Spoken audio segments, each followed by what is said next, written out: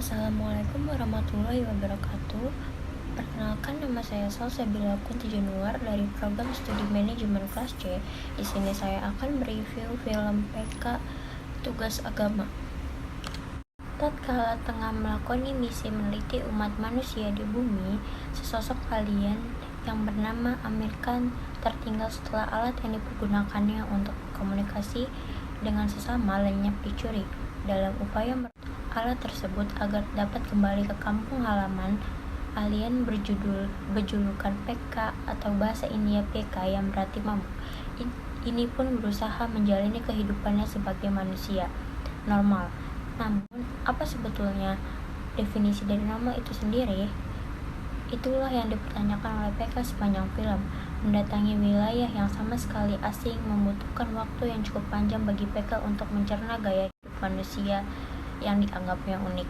Soal bantuan dari Byron Singh yang menyambutnya hangat, PK memulai mempelajari cara bertahan hidup di bumi seraya mencari informasi tentang keberadaan alat ajaib miliknya.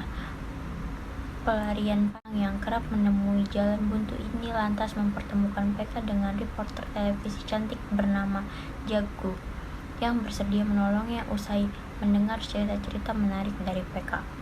Bersama Jagu, inilah PK lantas mengarungi lautan manusia di Delhi untuk menemukan alat ajaibnya sekaligus jawaban atas pertanyaan-pertanyaannya tentang manusia, agama, dan Tuhan. Dari film tersebut, sosok PK yang digambarkan polos dan rasa penuh ingin tahu, kita diajak untuk memikirkan jawaban dari pertanyaan yang kira-kira berbunyi, di mana Tuhan bermukim? Mengapa ada banyak sekali agama jika hanya ada satu Tuhan? Atau apa ritualitas tertentu betul-betul dibutuhkan untuk berkomunikasi dengan Tuhan? Tentu si pembuat film tidak bermaksud untuk menggoyahkan imanmu, melainkan justru memberi kita kesempatan berkontemplasi yang boleh jadi bertujuan mengajak penonton mengenali lebih dalam ajaran agama masing-masing. Perkara mempertanyakan Tuhan ini cenderung untuk dikaitkan pada fenomena sosial sekitar yang dewasa ini bahkan tidak lagi ragu-ragu melakukan, katakanlah, komersialisasi agama, menggaruk uang dari masyarakat penuh ketakutan maupun keraguan-raguan untuk kepentingan pribadi dengan dalih agama, menunjukkan betapa agama kerap kali salah digunakan, dijadikan sebagai kedok atau tameng demi melegalkan tujuan tertentu. Bukankah ini sesuatu yang terdengar sangat familiar karena kita banyak menjumpainya di kehidupan sehari-hari, khususnya di Indonesia. Bagusnya dalam menyuarakan sentilan sediluna yang bergerak dalam karya sensitif di PK,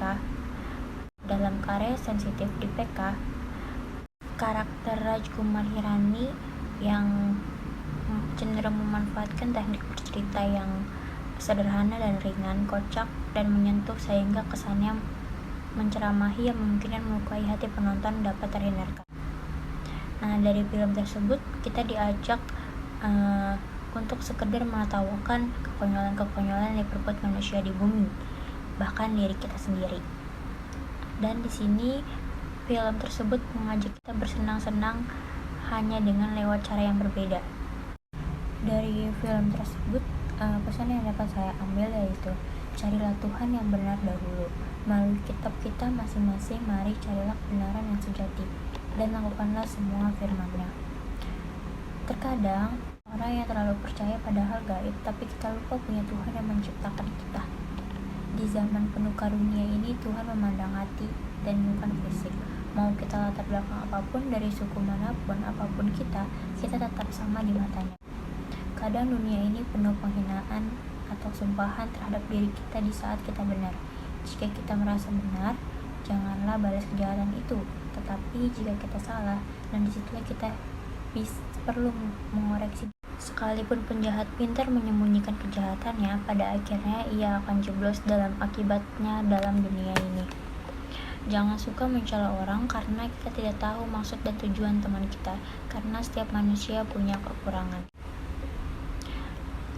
Tapi bukan artinya hanya butuh Tuhan tanpa perbuatan baik ya. Justru kita sudah percaya kepada Tuhan ketika melakukan firman-Nya. Terima kasih, sekian dari saya. Mohon maaf. Wassalamualaikum warahmatullahi wabarakatuh.